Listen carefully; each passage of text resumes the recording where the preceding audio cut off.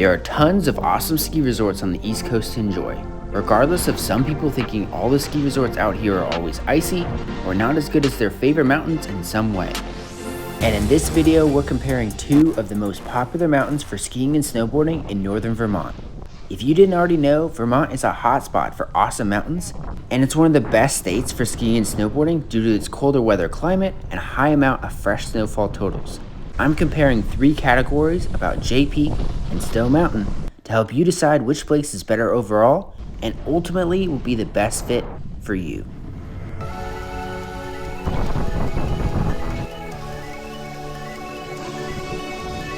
First, and probably the most important thing to consider, is how the mountains compare to one another. Jay Peak used to be more of a hidden gem because of its location being just south of the Canadian border, but despite the longer drive, it has grown in its popularity. Jay has a total of 81 trails, including several face chutes and countless glade options. There's 385 acres to explore, with over 100 of those acres being in the glades. And the different tree runs here are really on a level of their own. Even though they are only rated up to single black diamonds at this mountain, these glades can easily be more intense and honestly feel harder than double blacks at other mountains. And if you're not quite ready for those intense and steep tree runs, don't worry, Jay Peak is also known for having tons of intermediate glades to enjoy as well. If the intermediate glades is what you're looking for, check out the trails called Quarter Moon, Half Moon, and Full Moon, located right here on the map. Comparably, Stowe Mountain has 116 trails, 485 acres of skiable terrain for skiing and snowboarding, and a lot of glade trails as well. Now, Stowe has more trails and acreage to ride, but not as many glades. Although I will say there are good expert and intermediate glades at Stowe, you've just got to know where to look. If you're looking for beginner and intermediate glades, try the trees on the map located as Sunrise Glades and Birch Glades. And if there's been a decent amount of snowfall, so many other tree run options will be noticeable, as well as the more intense tree runs like the Lookout Glades. Jay Peak has a max elevation of 3,858 feet, and it gives a beautiful view of the surrounding mountain on a clear day. With its base elevation being 1,815 feet, its vertical drop is a respectable 2,153 feet. And any mountain with over 2,000 feet of vertical drop is pretty good. But Stowe Mountain has a slightly higher vertical drop of 2,360 feet. Its summit sits at 4,395 feet as well. So although Stowe's max skiable elevation and vertical drop are higher than Jay, it's only slightly higher overall. Jay Peak is known to have the most snowfall in the eastern part of North America. This averages the 347 inches per year of fresh snowfall, with some seasons getting over 400 inches. For this reason, Jay is known for being one of the best ski resorts to ride powder. Now, although Stowe isn't known for its powder days, this mountain still gets a yearly average snowfall of 314 inches. And because the ski resort sits on Vermont's highest peak, the resort is able to stay open from early December to late April. However, because of Jay's higher snowfall and location further north, they stay open longer than Stowe, beginning their season mid-November and usually lasting until mid-May. Jay Peak is rated as the #1 family-friendly ski resort in Vermont and the 6th best overall family-friendly resort in the entire US. They offer free parking even on their busiest days and have an indoor water park at the base of its slopes, providing different activities for the whole family to enjoy. While Stowe Mountain was voted 3rd best mountain overall in Vermont, one of its major downsides is that they charge $30 to park Friday through Sunday during the peak season on top of lift ticket costs. You can park for free Monday through Thursday or take the mountain shuttle from the town of Stowe as well, but this is one of the only mountains in the area that charges additional fees for parking at the mountain. Now let's take a look at the type of terrain offered at each mountain. Jay Peak has 20% beginner, 40% intermediate, and 40% advanced terrain to choose from. They have a longest run of 3 miles called Euler's Dream, located here on the map. This can be a fun run down from the summit, but can also get pretty flat toward the base. So if you're a snowboarder, remember to hold your speed through this section. Jay Peak also has 3 park trails near the stateside Base Lodge area. These trails have features to enjoy for all levels and a lift specifically for lapping the park. Not to forget some fun tree runs in this area too. Stowe has 16% beginner, 55% intermediate, and 29% advanced terrain, so this mountain is slightly more geared towards the intermediate riders. The longest ski slope here is longer than Jay's longest at 4 miles in length. One unique part of Stowe's terrain is that they have 2 mountains to enjoy.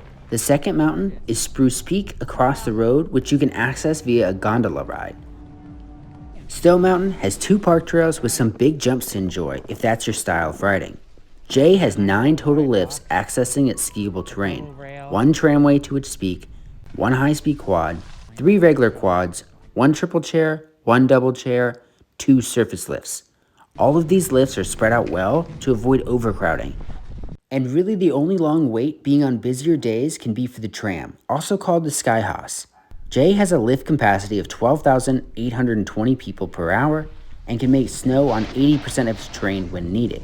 Stowe Mountain has 12 lifts, 2 gondolas taking riders to its highest peak and across the road to the base of Spruce Peak and Stowe's main village area.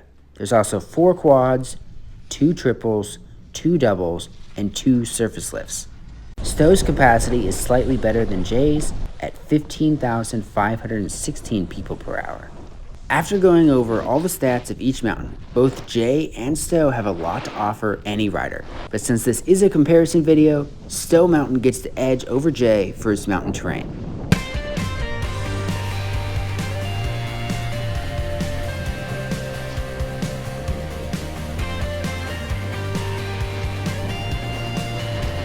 Next, let's look at the cost to ride at each mountain. Jay Peak is on the Indy Pass, which grants free access to all Indy resorts for 2 full days and a discounted 3rd day if needed. Meaning with an Indy Pass, you can ride for free at Jay only twice, then would need to buy additional lift tickets after that. But the good news is the lift tickets at Jay are significantly cheaper than other well-known mountains in Vermont. A daily lift ticket here only costs between $115 and $99 per day, which is really good when compared to other big mountains in the area like Stowe. The first and best way to save money riding at Stowe Mountain is to buy the Epic Pass. And although an Epic Pass is more expensive than an Indy Pass, almost double, it allows for unlimited free riding days at Stowe as well as unlimited free days at all the other Epic resorts across the country, depending on which version of the pass you purchase. And if you don't get one of the Epic Pass options, daily lift tickets are very expensive, costing anywhere from $217 all the way down to $148 per day, which can easily increase your trip's cost when visiting here. So although the Epic Pass allows for unlimited access, Jay Peak gets the edge for being cost effective overall.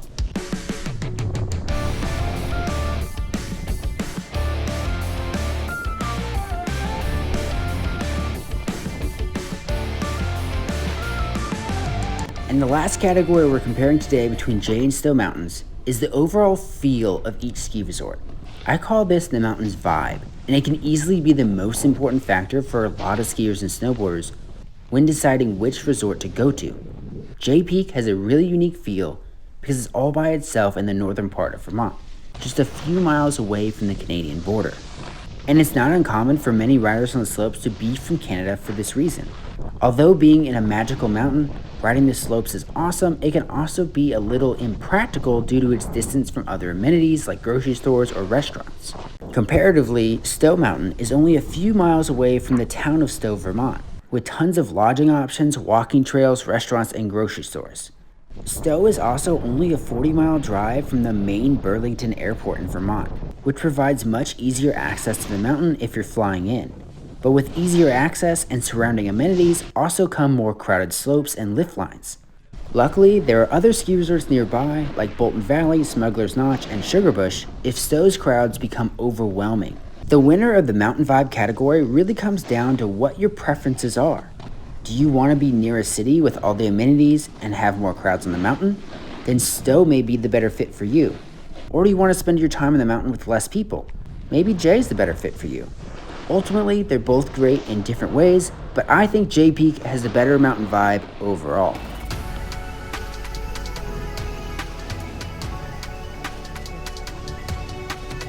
So with Stowe having the edge on mountain terrain, but Jay getting the edge on cost and mountain vibe, the overall winner between Jay and Stowe is Jay Peak. What do you think of my decision? Have you been to either of these mountains? What was your favorite part? Tell me in the comments. But if you're interested in other big mountains in Vermont, then you need to watch this mountain review of Smuggler's Knot Ski Resort before you plan your next trip.